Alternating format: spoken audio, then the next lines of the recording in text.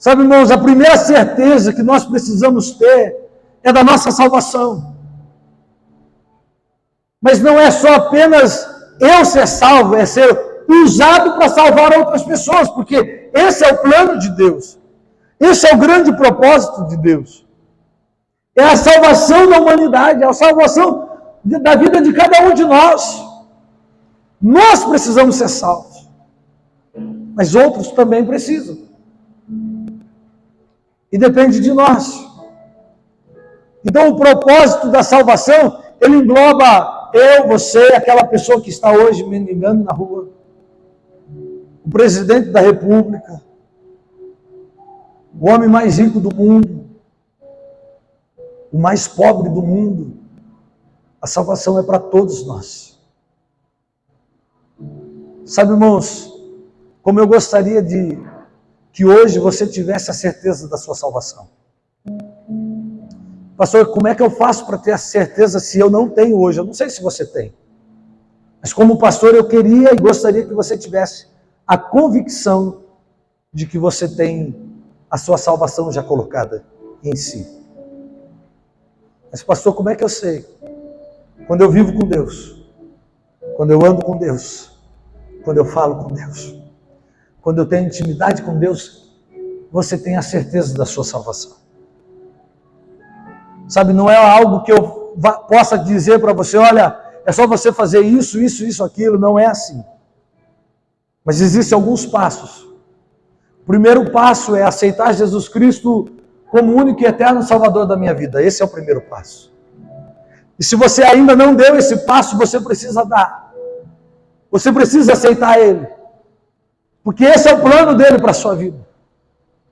Depois que você aceita Ele como seu Salvador, o segundo passo é descer as águas do batismo. Porque ele fala assim, aquele que crê e for batizado será salvo.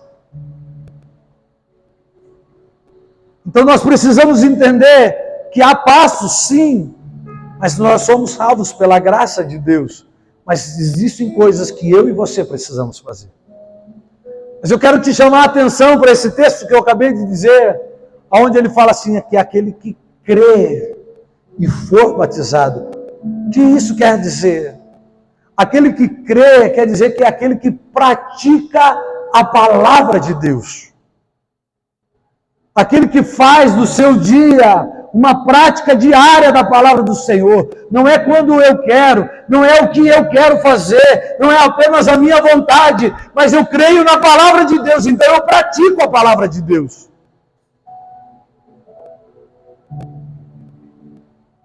Sabe, irmão, deixa eu abrir um parênteses aqui.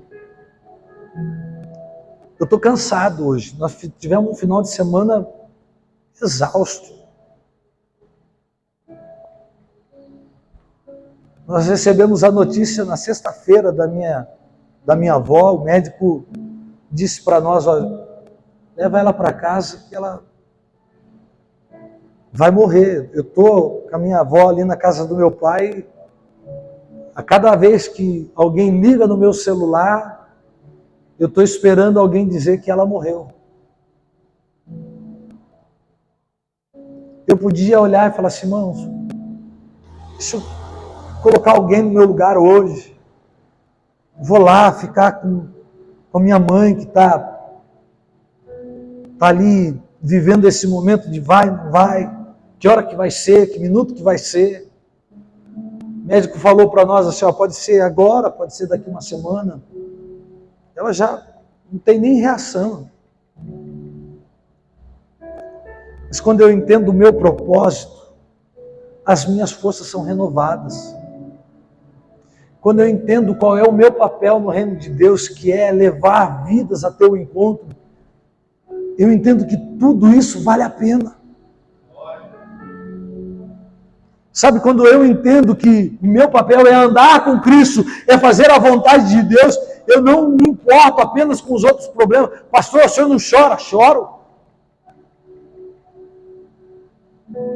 Mas eu sei que Deus está cuidando de todas as coisas nessa hora. Por que, pastor, o senhor tem essa certeza? Porque eu ando na presença de Deus, eu falo com Deus, eu ando com Cristo, eu vivo com Cristo, eu não me apego apenas à minha vontade. Eu não me apego apenas àquilo que eu queria fazer. Qual era o meu desejo? Eu abro mão da minha vida para viver a vida que Cristo preparou para mim. E quando você faz isso, você tem a certeza da sua salvação. Você tem convicção que se Jesus voltasse agora, eu iria para o céu. Sem medo de errar, irmão. Sem medo de falar assim, pastor, o senhor tem um pingo de dúvida? Não tenho. Pastor, o senhor não está sendo muito soberbo? Não, irmão. Eu conheço a palavra de Deus. E a palavra de Deus me ensina que se eu andar com Ele, se eu viver com Ele, Ele já preparou uma morada celestial para mim lá no céu. Agora, isso não é para mim apenas. Isso é para você também. Você tem que ter certeza do seu chamado, convicção do teu chamado. Olhe bem para mim aqui, meu. Você tem que ter convicção da sua salvação. Você tem que ter convicção. Por quê, pastor? Porque você anda com Deus, você fala com Deus, você ora, você jejua, você lê a Bíblia, você se afasta do pecado, você se afasta das coisas erradas. Aí não tem como ter dúvida, irmão. Pastor, tem que ser perfeito. Ninguém é perfeito, irmãos. Aí entra a graça de Deus, entende isso ou não? Isso é um grande problema que muita gente aí andou falando. Ah, pastor, a graça, podemos fazer o que quiser. Não, não podemos não, irmão. Não podemos não, não é bem assim não. A graça, ela é utilizada para nós quando nós não tivermos forças para fazer. Quando nós não tínhamos condições de alcançar aquilo ali. Mas a Bíblia também fala assim, que não há nenhuma tentação que nós não possamos suportar. Não há nenhuma prova que você passa, que você não possa dizer não do pecado. E como igreja nós precisamos entender isso. Porque o que se espera de uma igreja é que ela seja luz do mundo e sal dessa terra. E nós só seremos luz e sal se formos diferentes do mundo. E ser diferente do mundo é andar na palavra, é andar em obediência, é andar em santidade, é orar, é jejuar, é ler a Bíblia. É ter convicção daquilo que a palavra de Deus diz é verdadeira. E se é verdadeira, eu pratico. Eu não estou preocupado, irmãos, se eu concordo com tudo do que a Bíblia fala. Eu estou preocupado em cumprir tudo que a Bíblia fala. E Deus vai olhar para mim. E se de repente em alguma coisa eu falhar ali nos últimos minutos, um dia me perguntaram, pastor, mas como é que o senhor entende a graça? Eu vou dar um exemplo aqui mais ou menos só para você entender. Imagina o Patrick, menino de Deus. E aí ele está lá, obedecendo a Deus, faz as coisas tudo certinho, se arrepende do pecado, vive uma vida com Cristo. Mas de repente, um dia, ele falha. Mas Deus conhece o coração dele, amém ou não? E aí Jesus voltou para ele, ou para todo mundo, não sei. Ali, Deus pode usar de graça para a vida dele. Mas vamos dizer que fosse o contrário. O Patrick conhece a palavra, conhece a Bíblia muito bem, mas ele não pratica. Ele vive de qualquer jeito. Ele anda de qualquer forma. Aí eu te pergunto, ele creu na palavra de Deus, sim ou não? Sim ou não? Sim ou não? Não. Por que ele não creu, pastor? Porque ele não praticou. Porque se ele praticasse, era sinal que ele estava crendo.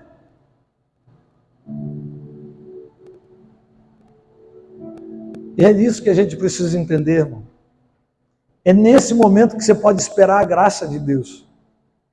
Não agora. Agora você precisa fazer a sua parte. Para que o propósito de Deus, que é a sua salvação, seja concretizado em nome de Jesus. E como pastor eu quero poder chegar lá no céu e ver você lá, Patrícia. Ver você lá, Patrick.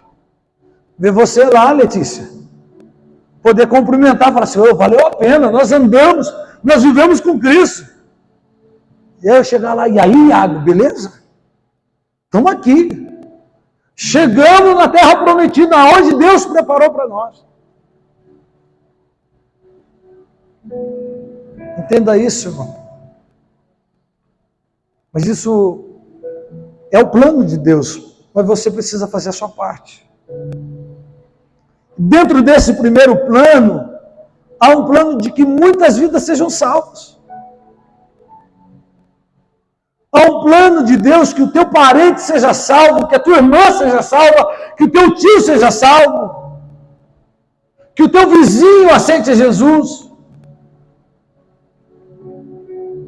Sabe, pastor, mas como é que eles vão ser salvos, pastor?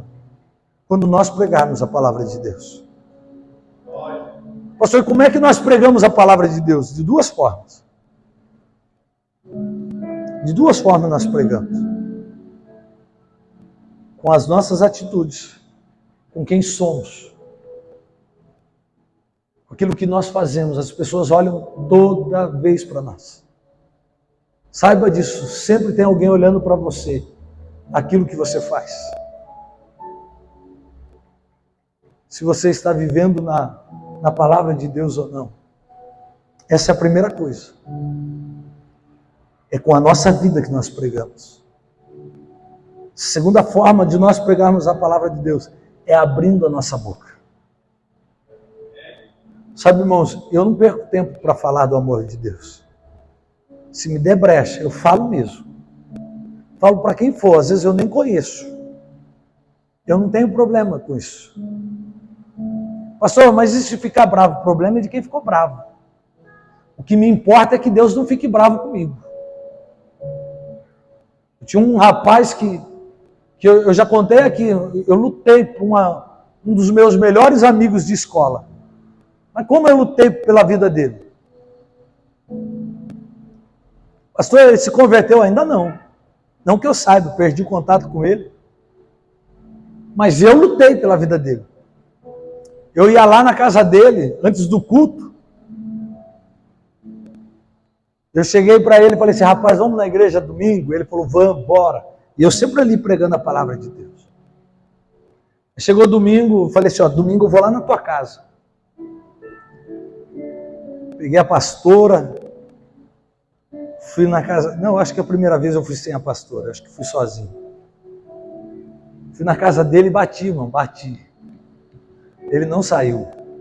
Eu sabia que ele estava lá dentro. Eu conheço ele. Eu sabia que ele estava lá dentro. E eu bati, João! Se ele estiver me assistindo, você mesmo, João. Eu falei, João! E o João não saía. Aí no outro dia, nós chegamos na escola. Eu falei, João, poxa, passei lá na sua casa, você não estava? Não, eu tinha saído. Eu falei, mentiroso. E eu falei para ele, você está mentindo para mim, eu sei que você estava lá. A gente era muito amigo. Você vai domingo que vem? Vou domingo que vem. Aí eu falei, ele vai sair. Conheço o João. João vai sair mais cedo. Aí eu fui 15 minutos antes do que eu tinha combinado com ele. Eu vou 15 minutos mais cedo para pegar ele. E peguei. Sabe, irmão, naquele dia ele ficou bravo comigo. Sabe, ele tinha ele veio lá do Nordeste, e ele tinha todo um jeitão de falar diferente, ele era bem interiorzão. Ele ficou meio bravo comigo, aí eu falei, rapaz, Estou fazendo isso porque eu quero que você seja salvo. Sabe, irmãos, essa é a luta que nós devemos fazer, não importa se é uma vez, se é duas, se é 3, se é 4, se é 5, se é 10, se é 15 vezes. Mas nós precisamos pregar a palavra de Deus. Nós precisamos levar o amor de Cristo. Levar o toque do Espírito Santo sobre a vida das pessoas. E esse é meu papel, é o seu papel, pregar a palavra do Senhor. E esse papel é para todos nós, não é para alguns não. Não pense que é para mim como pastor apenas. Ah, não, é só para o pastor isso, não. Não pense que é só para os músicos, ou para os diáconos, para os voluntários. Não, não, isso é para todos nós. Todos nós precisamos pregar a palavra do Senhor. Pregue a palavra de Deus. Leve o amor de Cristo. Esse é o propósito da sua vida. Foi para isso que Deus te chamou. Se eu te perguntasse quantas pessoas você ganhou para Jesus no último ano, não precisa responder. Quantas pessoas você ganhou? Quantas pessoas você ganhou para Jesus nos últimos 2 anos? Pensa um pouquinho. Pensa um pouquinho se você está cumprindo o propósito de Deus. Quantas pessoas, pastor, foi a pandemia. Quantas pessoas você ganhou nos últimos 3 anos? Foi a pandemia. Mas na pandemia, irmãos, o diabo não parou de trabalhar. O diabo não parou de fazer aquilo que é o propósito dele.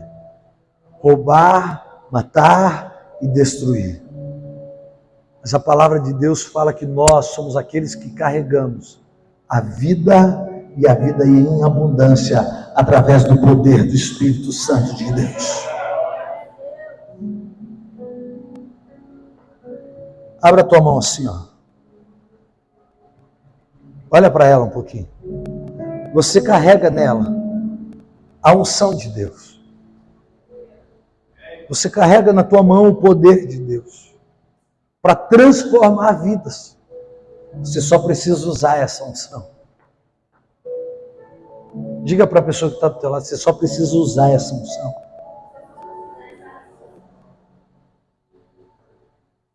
Então você entenda isso hoje. Em Jeremias capítulo 29, só vou exemplificar aqui uma outra coisa. Jeremias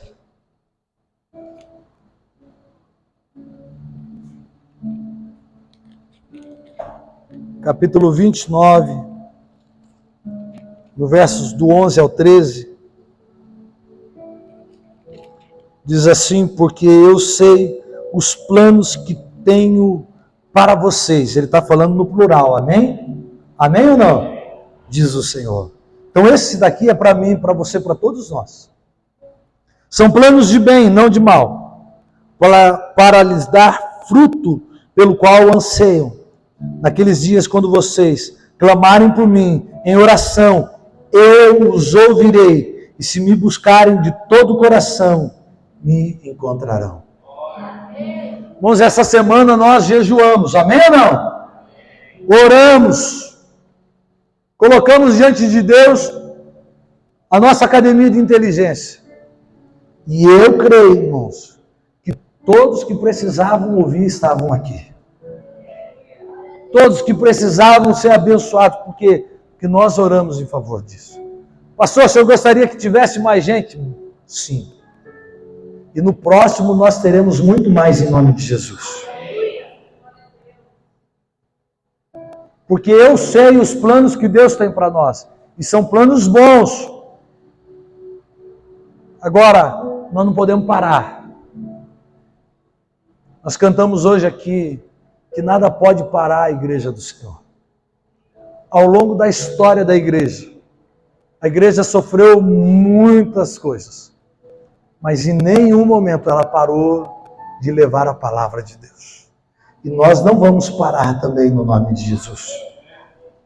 Deixa eu continuar. Segundo, a vontade específica de Deus tem para cada um de nós. Salmo 139, no versos 16, Davi dá um exemplo para nós.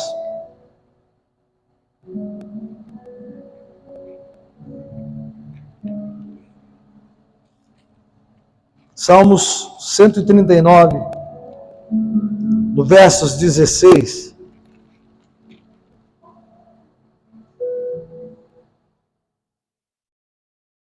Olha só o que ele fala. Tu me vistes quando eu ainda estava no ventre. Cada dia da minha vida estava registrado em teu livro. Cada momento foi estabelecido quando ainda nenhum deles existia. Aqui Davi não está falando de algo que se repete para todos.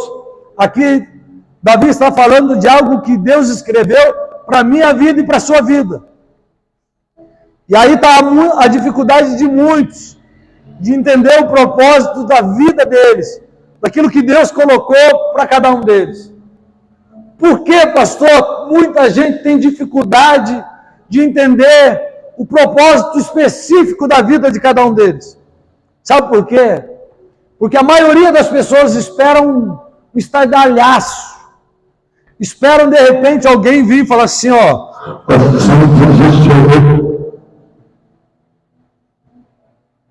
Né? Fazer algo muito forte. Eis que te digo, você vai ser isso. E às vezes, Deus faz com uma brisa suave. Mas como assim, pastor, Deus faz com uma brisa suave? Deus coloca no nosso coração. O que é que, pastor, que Deus coloca no nosso coração? Deus coloca dons, talentos, Ele coloca ministérios diferentes em cada um de nós. Por quê, pastor? Porque o reino, ele se desenvolve com talentos diferentes. Imagina, irmãos, se todos nós aqui tivéssemos o mesmo talento que eu tenho. Seria difícil. Por isso, alguns aqui têm talento para mexer com criança. Por isso, aqui, uns têm talento para fazer a manutenção da igreja. Irmãos, se eu tivesse que fazer toda a manutenção dessa igreja, a igreja ia cair aos pedaços. Mas por quê, pastor? Porque não é um talento que Deus me deu. Eu não sou um cara talentoso. Esses dias nós fomos mexer aqui, aí os meninos vêm para cá para poder mexer. Por quê, pastor? Porque eu até venho junto, dou apoio moral, seguro aqui, uso minha força aqui para segurar para fazer alguma coisa. Mas não é o meu forte.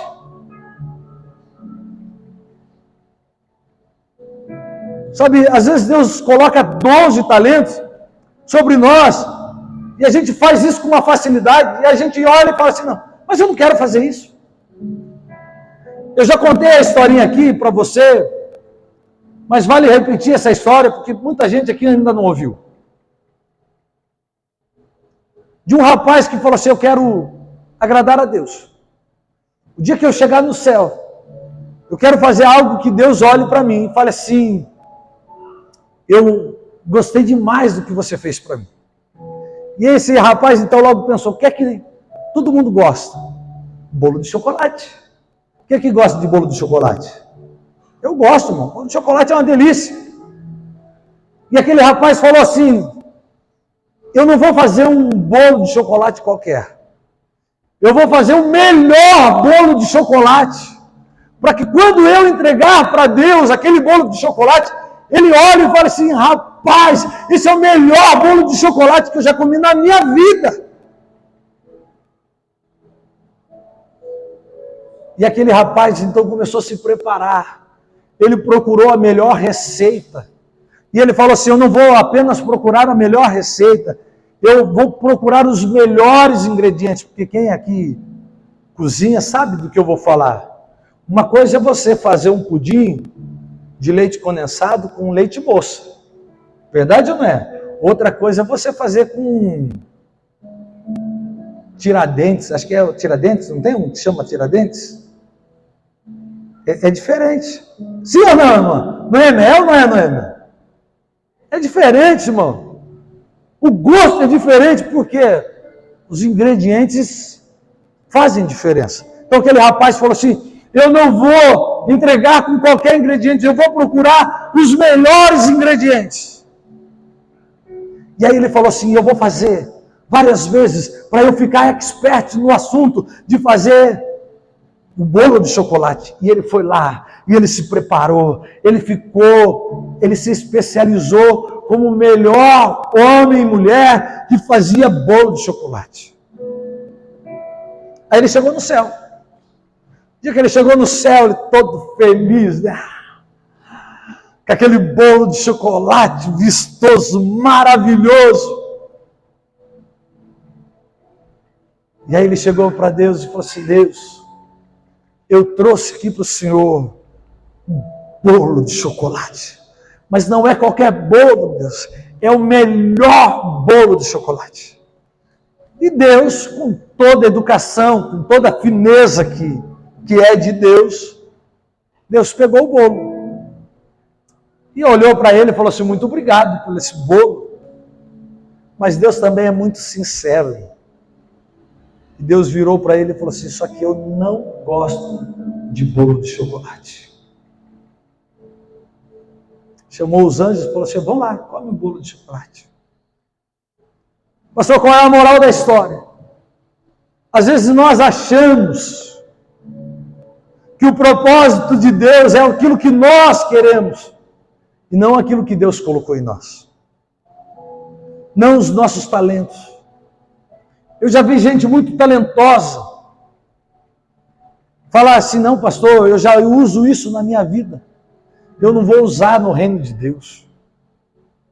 Eu já vi muita gente trabalhar com os talentos que Deus deu para ele, mas quando chega para a igreja, ele não usa os talentos dele. Então ele não sabe que o propósito da vida dele é pegar os talentos que Deus deu para ele e o propósito, aquilo que Deus colocou no coração dele.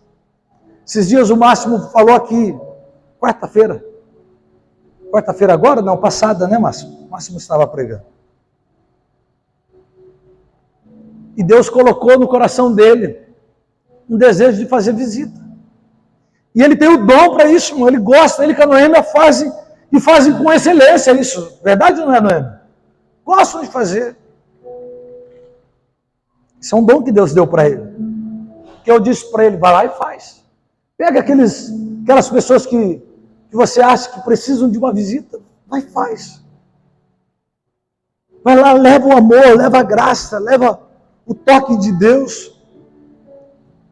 Sabe o que acontece? Às vezes a gente acha que o único dom nosso é aqui no púlpito. É tocar um instrumento, pastor, é pregar. Não, irmão. Existem tantas coisas que nós podemos fazer para o reino de Deus. E aí está o propósito da nossa vida. É quando eu entendo que os dons que Deus me deu, eles precisam trabalhar para o reino de Deus. Eles precisam produzir no reino de Deus. Eu tenho um dom, eu poderia ficar quieto, eu já disse isso uma vez. Eu tenho o dom de tocar, irmão. Deus me deu esse talento. Deus me deu o talento de cantar. Há uns 10 anos atrás, um pouco mais até, uns 13 anos atrás, um menino que tocava comigo bateria, ele chegou para mim e falou assim, pastor, o senhor não acha que está na hora do senhor parar de tocar? O senhor não acha que está na hora do senhor parar de cantar? Já faz tantos anos, não. Já vai fazer que eu toco, seja qual instrumento. Eu comecei com um pandeirinho. Os mais velhos de igreja vai lembrar quando bateria não existia na igreja. Essa bateria bonita que a gente vê os meninos tocando. Nós não tínhamos na igreja antigamente, era pecado isso daí. Isso era do diabo, irmão. Graças a Deus se converteu, amém ou não? Graças a Deus se converteu, mas era do diabo antigamente. E aí, irmão, eu tocava aquele pandeirinho, e não era o meia-lua para os mais novos, não, era aquele pandeirinho com... Eu não sei como é que chama aquele pandeiro. Que tem um plástico aqui na frente, uma pele aqui. Tac, Meus 2 primeiros instrumentos foi chacoalho. Quem tocou chacoalho aqui? A filha de pastor tocou, eu tenho certeza. Chacoalho e pandeiro. Desde lá, fazem mais ou menos, porque dali eu não parei mais de tocar na igreja. Deve fazer algo em torno de 33 a 34 anos que eu toco na igreja. E esse menino perguntou para mim, o senhor não vai parar, pastor?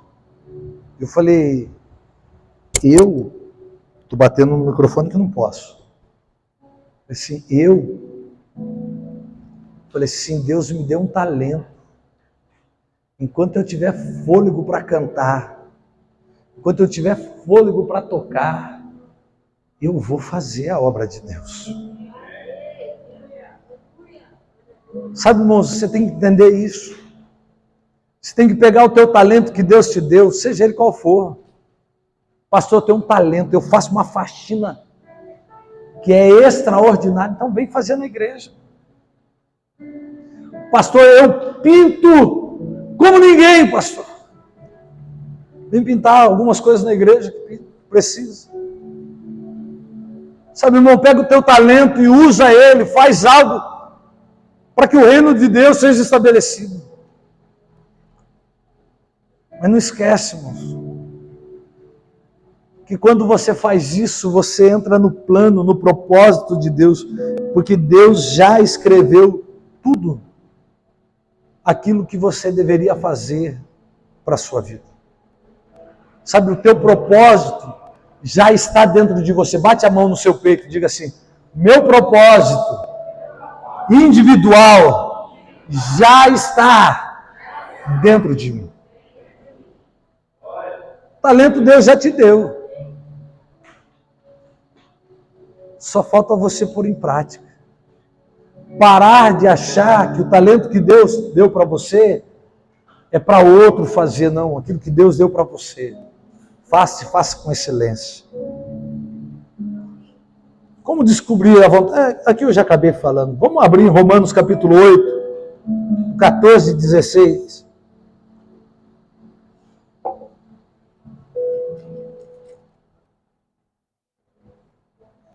Para eu terminar. 2 textos para eu terminar. Romanos capítulo 8.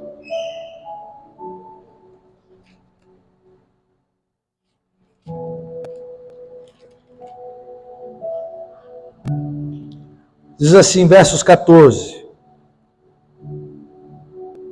Porque todos que são guiados pelo Espírito de Deus são filhos de Deus. Pois vocês não receberam um espírito que os torne de novo escravos medrosos, mas sim o Espírito de Deus que os adotou como seus próprios filhos. Agora nós os chamamos de Abba, Pai, pois o seu Espírito confirma ao nosso Espírito que somos filhos de Deus. Então não espere algo miraculoso. Espere Deus falar com o teu próprio espírito. Espere Deus falar com você aqui dentro. Com aquilo que você precisa fazer, com aquilo que você precisa entregar no reino de Deus. E eu tenho a certeza que Deus tem falado com você. Para algumas pessoas aqui eu já disse isso. Se Deus te deu a visão, Deus também te deu a missão.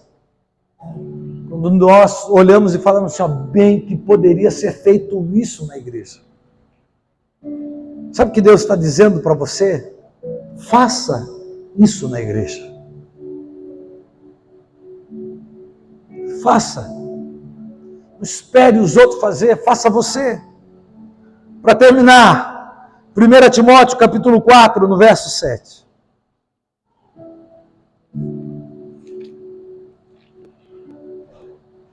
Diz assim,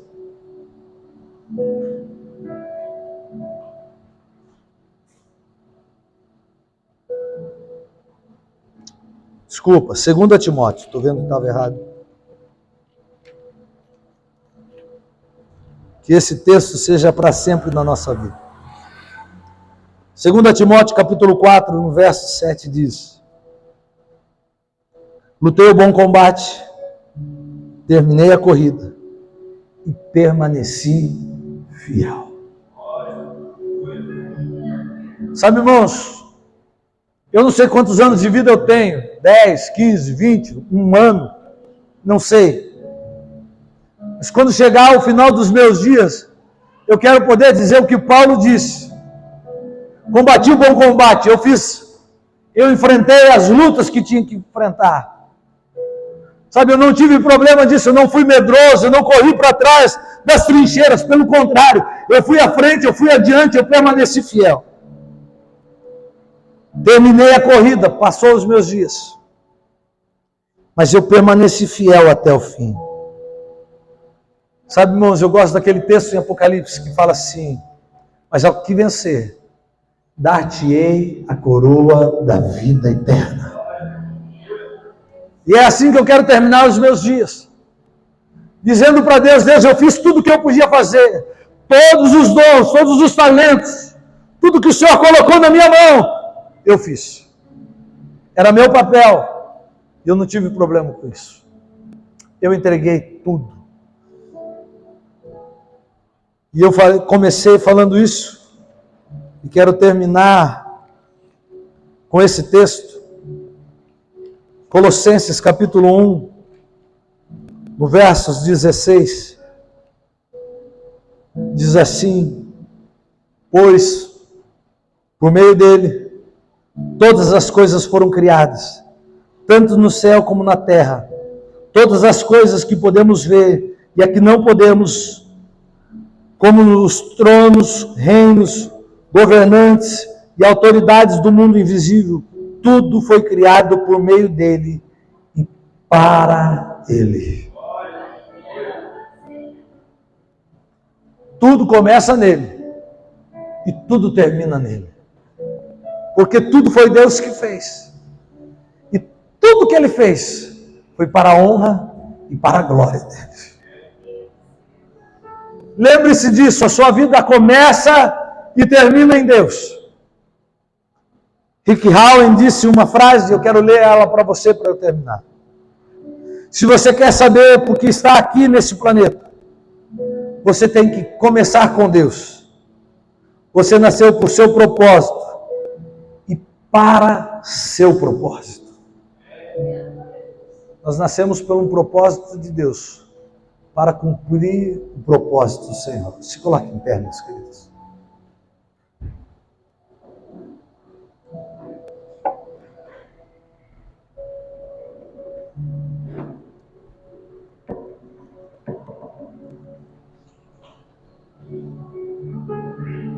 Para Deus são todas as coisas.